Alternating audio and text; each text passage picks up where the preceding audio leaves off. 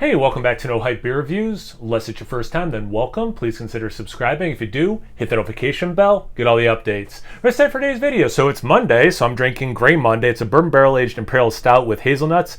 Somehow this one's even bigger than some of the other ones. It's at, what was it, 20.3? 20.3% ABV. Which is ludicrous, let's be honest. That's absolutely wild. Hopefully the beer's not wild. But yeah, I'm really excited. If you didn't watch the video, which I actually in real life haven't even filmed yet, where I go over all 7 of these that I'm doing as part of this theme week, I'm actually drinking this second, even though you're seeing it first, because I wanted to have the base Black Tuesday before I went and did all the other ones. Yeah, I'll have to remember to start actually taking that wrapper off. Let me pour it, then I'll read the back. Yeah, so it has that cola, dark cola kind of color, especially as you pour it. In the glass, you know, it's a little bit more black than cola for sure, but it's not like motor oil. You know, it's not quite there. You know, a little bit of a little bit of head, not quite half a finger. Little bit of brown in the legs, not a lot of lacing. Not surprised. Let's just quick read the back before I get too much more into it. Who says Mondays need to be a drag? Originally crafted to complement an Epicurean meal, Grey Monday presents the perfect cure for the Monday blues. This decadent treatment of Black Tuesday features Oregon-grown hazelnuts. Toasty and nutty character plays off bold yet smooth complexity in the bourbon barrel aging imperial stout. Consider this a perfect end to the perfect week. 20.3%. And again, these are the 2022 7 days a week. But yeah, that looks nice. Let's get to the aroma.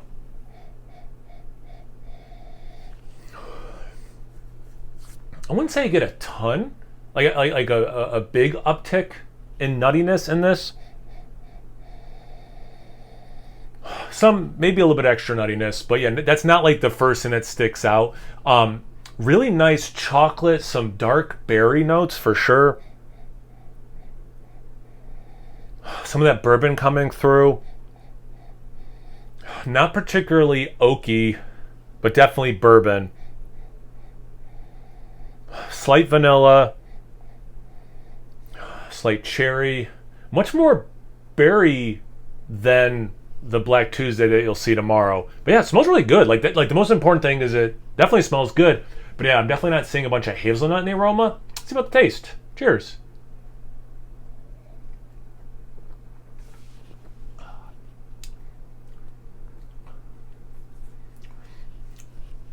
All right, so you do get some of the taste.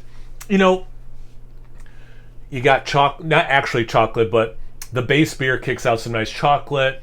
You know, it skews more like dark chocolate, not super dark, more like maybe a Hershey's Special Dark, where it's still a Hershey's product, so it's going to be relatively sweet, but it's definitely not as sweet as their milk chocolate products. So yeah, more dark chocolate that way. A little bit of cacao powder, kind of, you know, chocolate. So some complexity with the chocolate notes.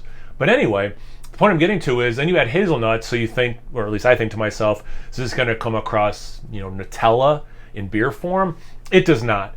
This is delicious, just FYI, right off the bat. This is a delicious sip. Like, I'm really enjoying this. There is a slight bit of nuttiness.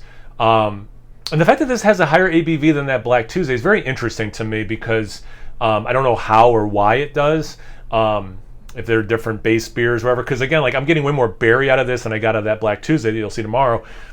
Excuse me, but you know, the chocolate has some overlaps. Yeah, I wonder if it's like 2 different base Black Tuesdays, you know, and then this one just happened to get the hazelnuts in it, and then it was part of the pack, or if it is the same base beer, and that's exactly what the Black Tuesday is that I had in real life yesterday that you'll see tomorrow. This is getting confusing.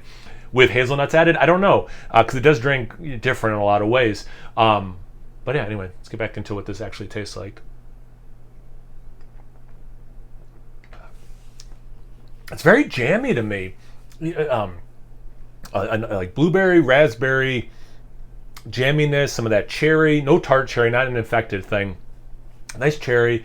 I don't want to spoil everything for tomorrow's review. I'll put it this way. Things that the barrel can kick out that I got in the Black Tuesday, I'm not getting here. And honestly, I'm not longing for them. I'm not like, man, this beer would be so much better if I was getting that stuff. So like, that's cool, but it does lack the complexity that I was getting out of that one. I don't know. Let me do one more sip. It's kind of weird because I thought this would be like what I already, I thought this was going to be like the Black Tuesday with hazelnut, and it's different enough that it's kind of like perplexing to me, and I don't know how it's coming across. So I hope this review is coming across okay, guys.